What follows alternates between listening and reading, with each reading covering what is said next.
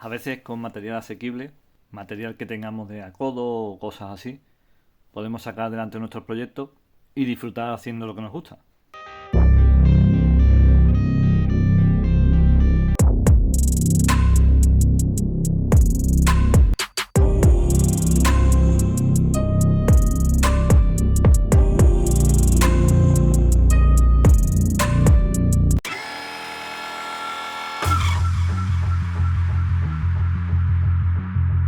Buenas, hoy os traigo este pequeño.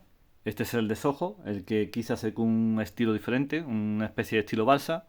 Y así como está después del último trabajo.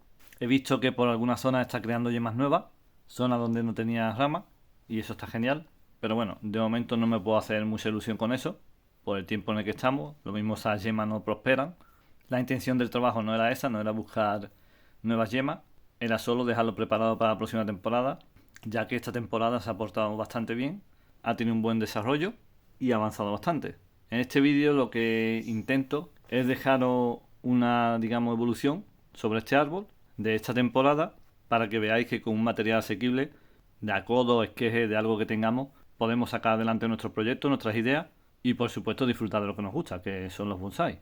No todo tiene por qué ser material caro, y como digo, nosotros mismos podemos obtener material más baratito, más asequible, y llegar a poder hacer nuestros proyectos. Así que os voy a dejar con el vídeo y espero que os guste.